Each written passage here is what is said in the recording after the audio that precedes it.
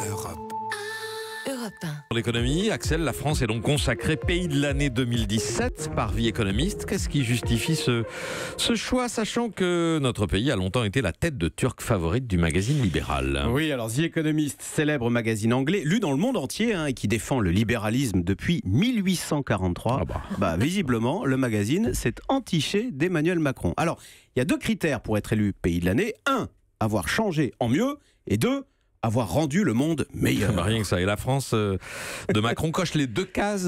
Écoutez, oui. Alors, avoir changé en mieux, The Economist compare Emmanuel Macron à Hollande et Sarkozy, qui étaient régulièrement critiqués, voire moqués. Vous savez, Hollande était qualifié de dangereux, Sarkozy de président rétréci. Je vous ai retrouvé pour le plaisir quelques unes assassines sur la France. Voilà, donc ça c'est Sarkozy rétréci. Il y avait aussi la France, un pays dans le déni, ou encore une bombe à retardement au cœur de l'Europe.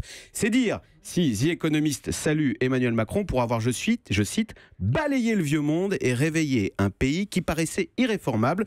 The Economist cite deux réformes, la réforme du marché du travail et la loi anticorruption. Mais en quoi Emmanuel Macron a-t-il rendu le monde meilleur? Ça c'est un peu ridicule, non? Écoutez, en lisant les arguments du magazine, en fait, on comprend qu'il s'agit en creux avant tout d'une critique magistrale contre le Brexit et Donald Trump. Je cite The Economist, Emmanuel Macron est célébré pour faire face à ceux qui dressent des barrières, pour défendre une vision ouverte et non fermée de la société, ouverte aux gens et aux idées, car The Economist est contre toutes sortes de frontières, contre aussi bien les marchandises que les personnes. Bon, visiblement, le magazine n'a pas eu vent des dernières mesures d'Emmanuel Macron pour durcir le contrôle des migrants aux frontières.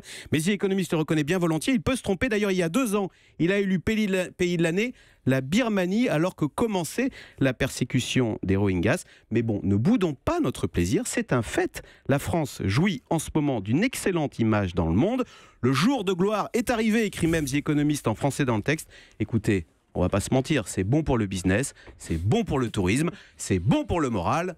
Joyeuse fête. Voilà. Celle de Tarlet. Hélène? Tout dans la mesure. Les 4,5 milliards d'impôts nouveaux pour le premier semestre, ça fait rien pour les économistes. C'est pas pris en compte. Ça n'a pas traversé la Manche encore. The Economist a décidé de voir la France avec des lunettes roses. Vous savez, tout n'a pas changé en un an, à part le regard que l'on porte sur la France. Mais c'est pas anodin. La confiance, c'est un facteur clé dans l'économie. Et si les banquiers de la City décident de revenir à Paris, c'est pas parce que tout a changé, c'est parce qu'ils ont confiance. Voilà. Perfide Albion. Europe.